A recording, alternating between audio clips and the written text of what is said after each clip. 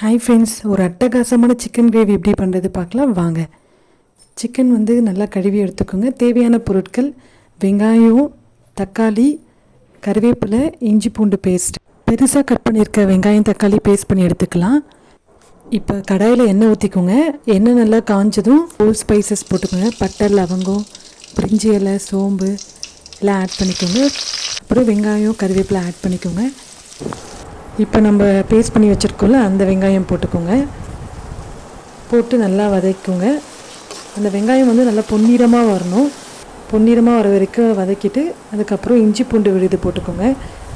அதுவும் நல்லா வதக்கி விடுங்க. அப்புறம் நம்ம கட் பண்ணி வச்சுருக்க தக்காளி ஆட் பண்ணிக்கோங்க. நம்ம ஆல்ரெடி பேஸ்ட் பண்ணி வச்சுருப்போம், அந்த தக்காளியும் ஆட் பண்ணிக்கோங்க. ஏன் நான் வெங்காயம் தக்காளி பேஸ்ட் பண்ணி போடுறேன்னா, நான் சிக்கன் கிரேவி தாங்க பண்ண போகிறேன். அதனால தான் தொக்கா வேணும்னா நம்மளுக்கு வெங்காயம் தக்காளி பேஸ்ட் பண்ணி போடும்போது நல்லா கிடைக்கும்.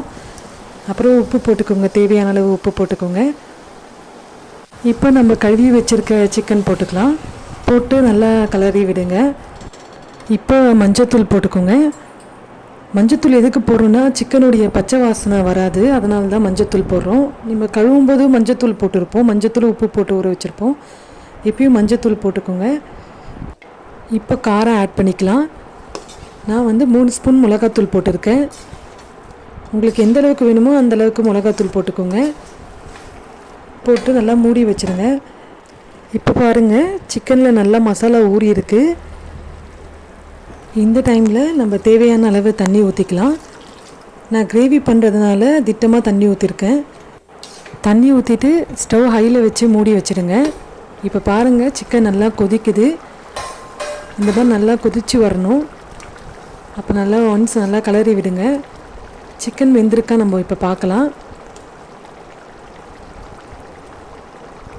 பாருங்கள், சிக்கன் நல்லா வெந்திருக்கு. அவள் தாங்க.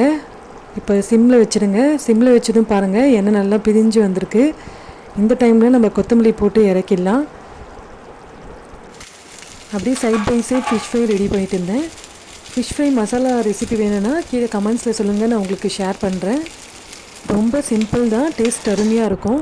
பாருங்கள், ஒரு அட்டகாசமான சிக்கன் கிரேவி ரெடிங்க. சாதம், இட்லி, தோசை எல்லாத்துக்குமே நல்லாயிருக்கும். நீங்களும் உங்கள் வீட்டில் ட்ரை பண்ணி பாருங்கள்.